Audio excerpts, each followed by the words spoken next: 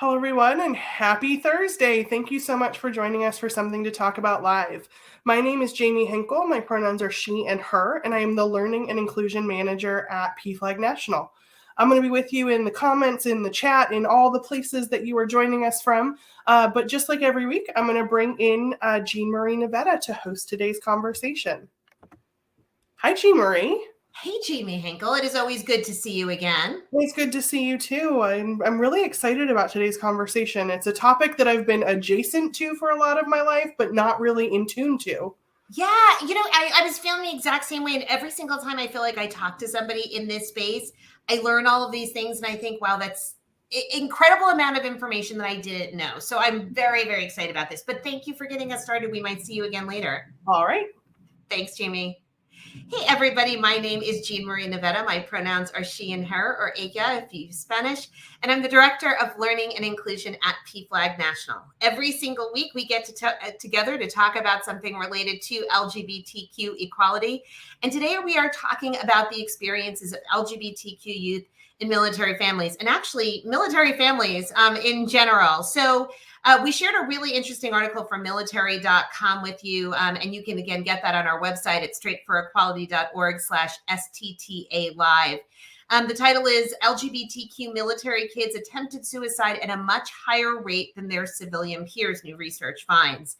And this actually is an article that's about a year old, which is interesting, and actually is one of the things that I definitely want to talk about. But essentially what the researchers found and Trevor Project found was that young people who are living on military bases face a unique set of challenges when it comes to coming out, and for their families to be able to provide and even access support. So to have today's conversation, we have three great advocates for you. So let me tell you a little bit about them, and then we will bring them in. We have Alleria Stanley, who's the communications director for Sparta.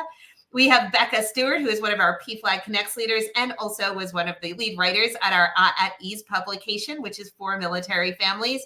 And Lindsay Teplesky, who is a mom, a veteran, and one of the top voices on LinkedIn when it comes to transitioning from military to civilian life. So I'm going to bring them all in and get today's conversation going. We're almost there. It looks like, okay, we've got everybody. Hello, Lindsay, Becca, and Alleria. It's nice to meet you all. Hi. Hi. So I would love to start with kind of a speed intro round. So I gave a little quick snapshot, but you can do a much better job than I can. So maybe we can go Lindsay, Becca, and then Alleria.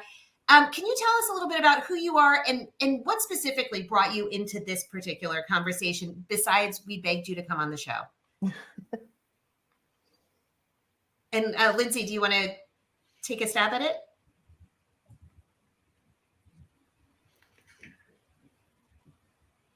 I think we lost a little bit of our access. Let's see. Lindsay, are you there? I'm here. Okay, and we can edit that spot. Did it freeze? It always freezes on me. I had a feeling you froze. I wasn't sure if it was me or if it was you. So do you want to, let's get back sort of, we were going to do a quick round of introductions, and Lindsay, you're going first. Oh, I was hoping somebody else was going first. Hi, I'm Lindsay Teplesky, and I have internet problems.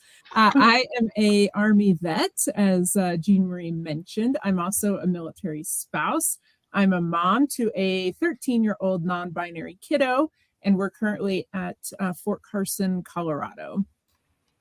Becca? So my name's Becca Stewart, as Jean Marie said. I'm a military spouse and mom to two kids, both of whom are in the LGBTQ community. We first started at PFLAG when our oldest one came out to us, and it was kind of a life changer for us. So since then, we've just been really passionate about helping other families kind of in the same space as us. Thank you. And Alleria? Well, I'm Alleria Stanley, and I recently retired from 20 years in the Army. I was a transgender service member. I'm still getting used to that. And I'm also a mother to five, all five of whom are in the queer community in some way or another, including two who are trans children themselves. So I have been very closely connected to this topic in one way or the other. Thank you, everybody. And it makes me even more excited to have you all in this conversation. So, Jamie and I, when we were starting, we acknowledged that both of us did not grow up in military families. So us understanding this is by listening to other people's stories. So I'd like to really try to understand on a larger scale what some of the challenges are that exist for military families, especially for people like me who have not experienced military life, and especially what it would be like to be maybe living on a base, and navigating some of those challenges. So maybe, Becca, we can start with you to hear, just sort of broadly speaking, what are some of those pieces that come up? Sure. So there's kind of the obvious answers like deployments and, months apart and moving all the time to different places. But I think there's a lot of things that people don't think about, some of those smaller challenges that we face, like every time we move, we have to find new healthcare. And, as parents, we have to sort of get used to the school and make buddy with the teachers, and we have to make our own friends, and so those are just a couple of the challenges. Every time we move, we have to start over. You have to start from scratch. So as the parent of an LGBTQ kid, that's just another layer. That's just an added challenge. So now you're trying to find resources for them, resources for yourself, and it can get really complicated And something that keeps happening over and over and over again every couple of years. Lindsay, Right. Can you build on that a little bit? Yeah, I would agree. The constant moves and the fact that those are not typically within our control as to where we are going, that's a huge stressor for us as parents who are trying to find not only schools, now we're reestablishing primary care, mental health care, potentially gender affirming care, if it's even available.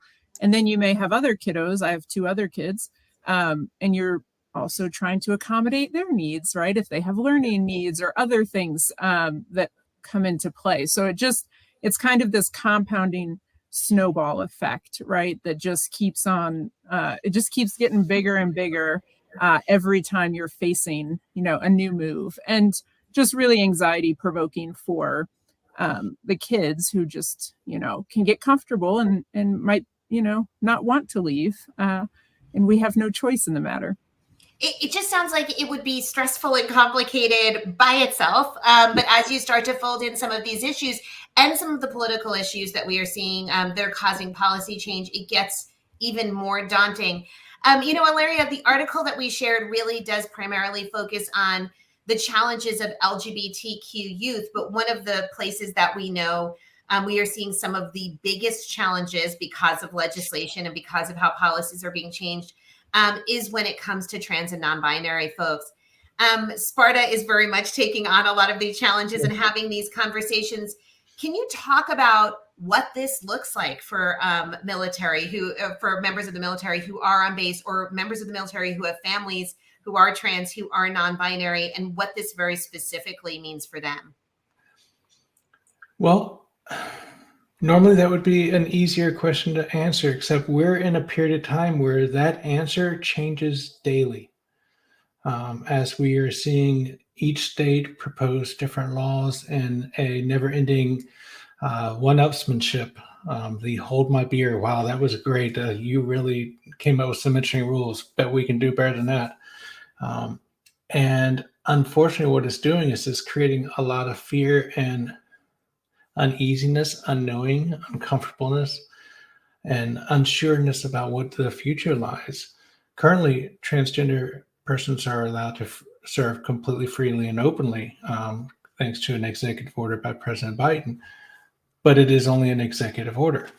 And there's competing legislation that's been introduced to both abolish and to cement service by transgender individuals.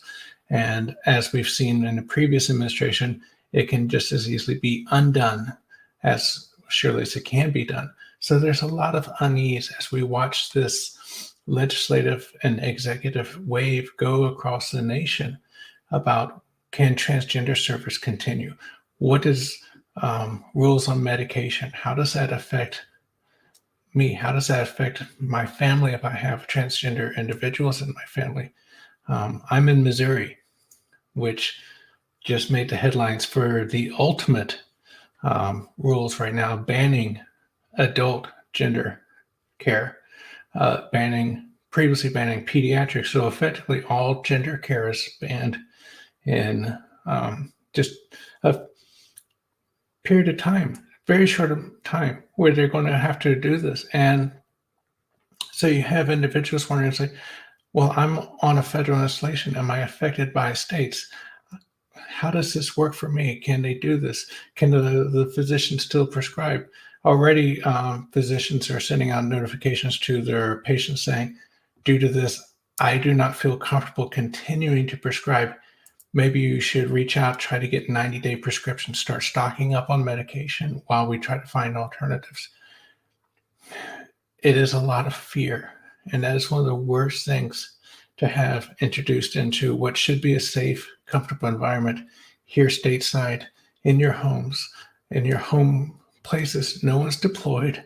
You're not deployed overseas. You're not facing most are not facing deployments to a combat environment, but we now have the combat environment feeling stress and elevated levels of tension here at home.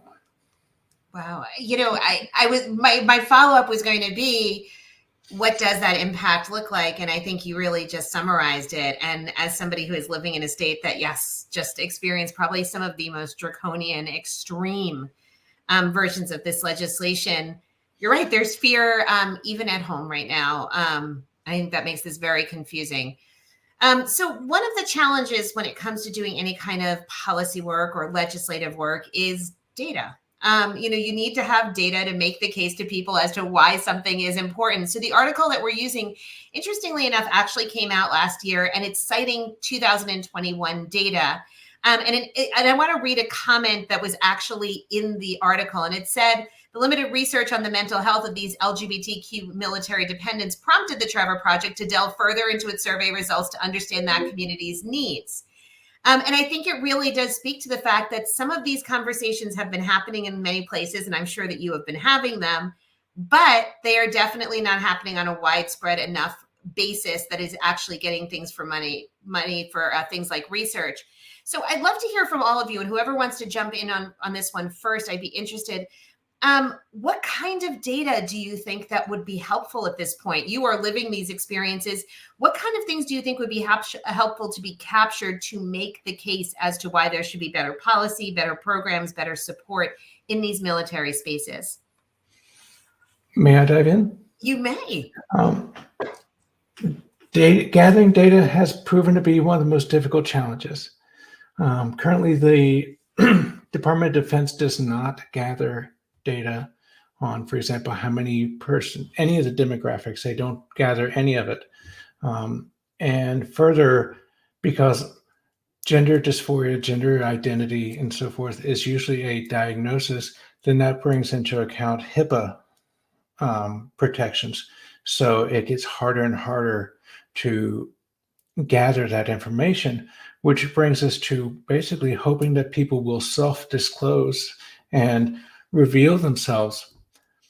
Well, that would be okay in an environment where there were not fear. But it is hard when there's a very, very real now sense of persecution and fear of being essentially eliminated. This drive to push to eliminate you from all parts of society. And that's not being hyperbolic at all. It's just there is that sense and feel. Then you're going to have a very real difficulty in getting people to stand up to be counted. And this is especially true in a military environment. We're talking about military families. So commands will usually know who their transgender service people are because of the depth to which commands are involved in transgender healthcare for their service people. The military community can best be described as a company town, just like the coal towns used to be at the turn of the century. The stores on post are the companies. The housing is owned by the company. The hospital is owned by the company. The police are owned by the company. Everything is owned by the company, and the company pays you, and the company knows everything about you. And so when everything you do depends upon the company, then, and you have that sense of fear and lack of trust in the company, it's going to be very difficult to find out and to have people stand up and say, yes, we're part of this marginalized group. Here we are. Yeah. When you worry about if revealing that may affect the service person's career, then there's that sense of fear. Maybe we shouldn't speak up. If you're worried about what will it do next, will they be safe, then you don't want to speak up. Will it affect their education? Will it affect their ability to go to school?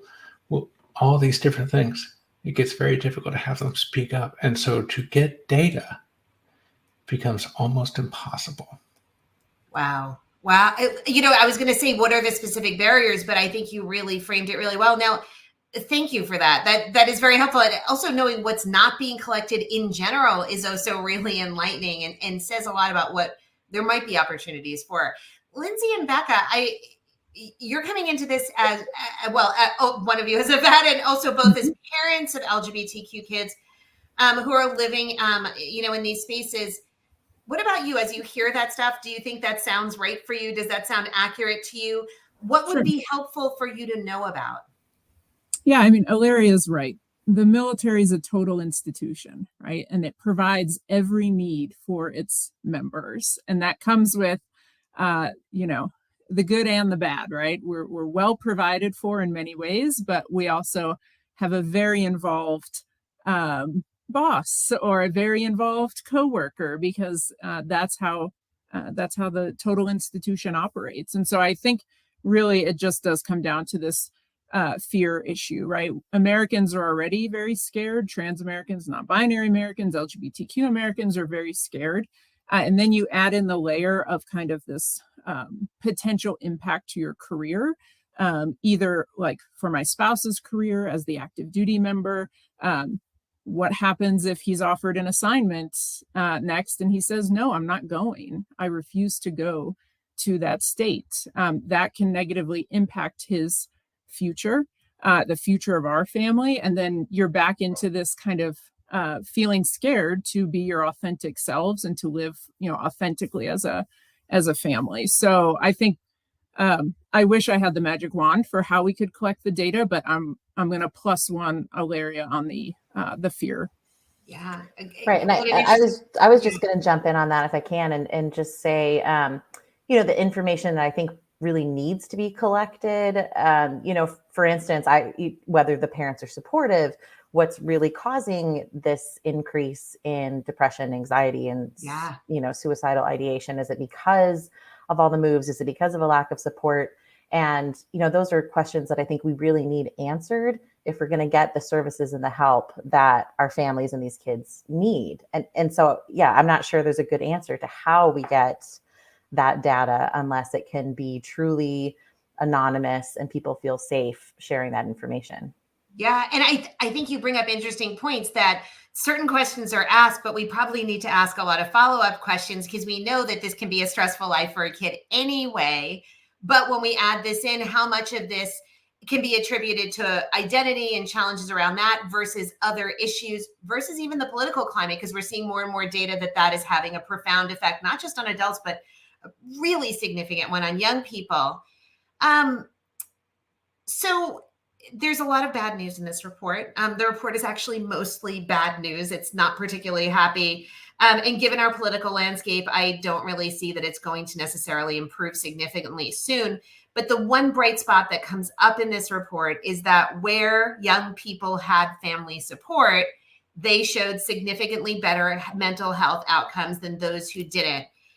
So I'd love to hear from all of you, and I recognize you're all coming from sort of different spaces on this. What kind of support services are out there that are helping families like yours or helping families in this space? And also my part B to that is, where are the gaps? Because I always like looking at these opportunities. So where do we still need to do more work? And anyone who wants to jump in first on this, go. I'm off mute, so I will jump in. I just want to give a huge shout out for PFLAG and for the Modern Military Association of America for joining forces to do our Community Connects meetings.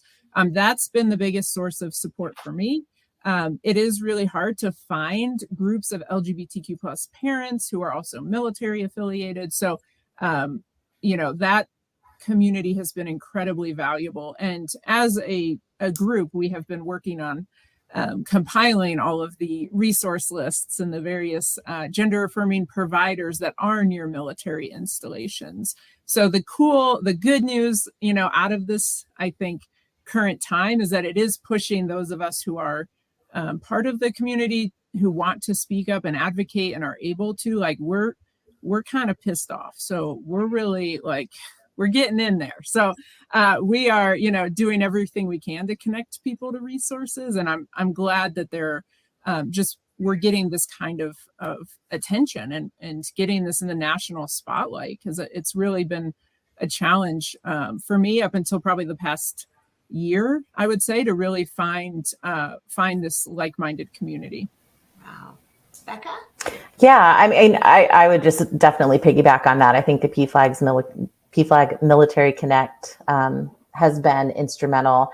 And I think too, like Lindsay said, we're starting to really get in there. So as we're doing things locally, I don't know if the rest of you find this too, but I'm involved in organizations here locally where I live as well that aren't necessarily military connected.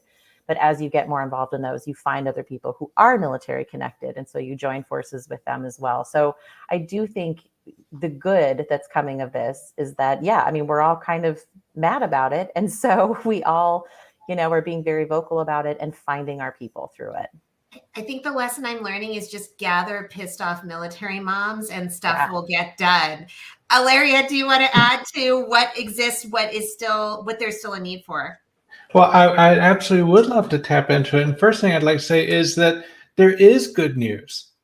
There absolutely is good news. This is happening. This right here, that there's being this discussion, that a report that without all that horrible news did not just come out and vanish. People are upset. People are talking about it. People are being motivated, saying, what can we do? And it's not even folks who are in the communities who are like, this is terrible to us. It's people outside of the communities are reaching out and saying, what can we do? Because what we're hearing is terrible and we don't like this. So I would say that there is good news and we can build upon it. Shout out, just like the other two have said, to PFLAG. Modern Military has Mil Pride. So if you're a military family with LGBTQ dependents, go into Facebook, look up Mil Pride, and you will find your way there. And there's a whole community of people who are there to help guide you. Sparta is out there to help guide transgender service people in all of the uniformed services. So there's this network of knowledge, support, peer support, folks who will listen to you scream and yell and cry, who will provide regulatory answers, who will provide resources when it's like, I just don't know what to do anymore. Like, here's an idea. And they're always there to listen. It's a vast resource. And so many people say, I've been where you are. Let me help you through it. I think I actually needed that positive twist on it. So thank you for helping refocus me, because I think I listen to so many of these stories and it feels so much like uphill battle. But you're right. The fact that this conversation is even happening, the fact that more things are emerging, the fact that so many people are becoming public about this is such good news. And the stories are so good. We try to make sure that every single show that we do has stuff for people to do. And that's not just because I'm an enormously bossy human being, but that is one of the reasons. But I think a lot of times people watch programs like this. Somebody like me watches something like this and thinks this is not from my experience, but I would love to be helpful in it. So first, I would say for people who are watching who are part of the very vast network of military families all around the world, do you have any requests of them? Is there anything that the everyday military family can start doing a little bit differently that actually might make it easier for everyone else? So that's my first question for everybody. And anyone who wants to jump in first, I'm happy to hear it. I'll jump in on that one. Yay. I would say educate yourself. I think that's the first and most important thing. Know what's going on in your community, in your state, and get involved locally. That's really the way we're going to start making changes. And I would say the second thing is to join some of these groups that we've been talking about. Join the PFLAG Connects group. Get a copy of that At Ease publication that we were just talking about. Connect with other military families. You'll end up finding those resources that you really need. And I think together we're a lot stronger than we would be individually. Thank you. Other ideas? Yeah, I would agree. We need allies. We need advocates. So even if you're not a part of the LGBTQ plus community, we need your support. So ask all the questions, get to know your neighbors, get to know what it means to be non-binary, why pronouns are important, and just, understand that this is a challenge that families are facing in a time when the military is up against a retention and a recruiting crisis. Like, we can't afford in a all volunteer force to lose willing participants, people who want to serve. And this is, it's an issue of national security. Like, if you care about national security, you should care about this issue. So get informed, get educated. And as always, my favorite activity, rage donate. So when you're as pissed off as I am, put your money where your mouth is, donate to PFLAG, donate to Modern Military, donate to Sparta, the Trevor Project, whichever organization speaks to you, they need your support, they need your resources. I like the rage donations. Alleria, anything else for people who are military or military families now that you would tell them to start doing? One of the favorite comments I would always get when people would meet me as a transgender serviceman was like, I've never met someone who was transgender before. I said, that you know of.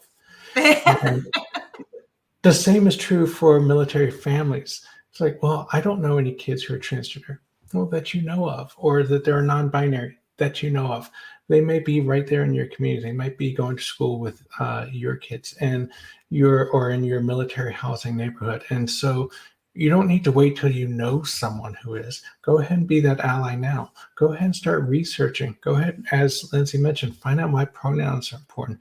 Go and be that important person to help be that advocate and help support all the families, because part of what the military is, one of our most basic fundamental thoughts in the military is that we leave no one behind.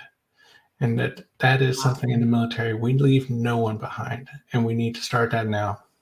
I love that thought. Okay, now one last question for everybody. So that was speaking to people who do have these connections, but what about the rest of us, all of the civilians out there, for whom this is a new conversation? Is there anything that you would suggest that we should start doing? I have to admit to everybody, I did read the Addie's publication when it came out. And once I got past the 500 acronyms, which I appreciated the guide to it, it was like a whole world opened up to me. So any suggestions for civilians listening to this conversation who would like to be part of helping?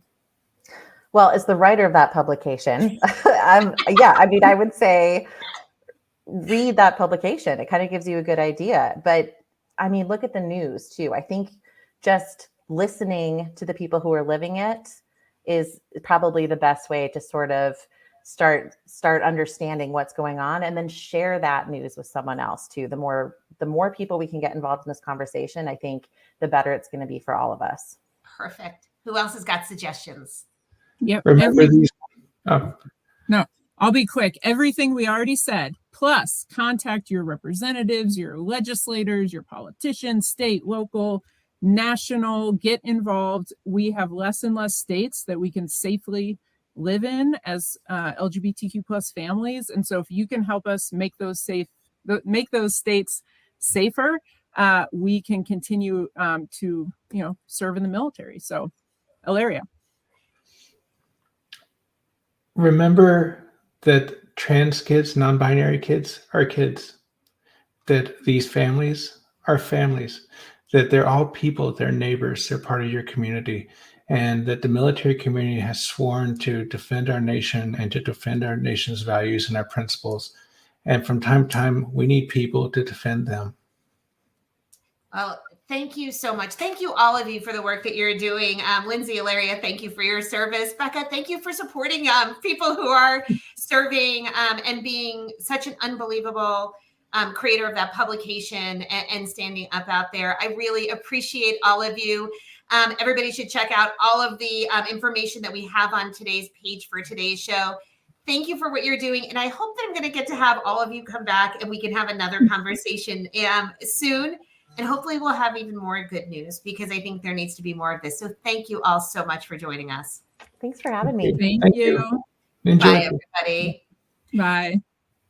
We need to wrap up yet another show. And the way that we do this is the exact same way every single week. First of all, reminding you, check out the website so that way you can read the article from today and get some of those great resources. Also reminding you to come back and visit us again next week when we'll be having another fantastic conversation. But finally, our weekly reminder to do 3 important things, and that is to run fast, to laugh hard, and most of all, please be kind. If you need help, visit us at pflag.org. And otherwise, we will see you again next week on Something to Talk About Live.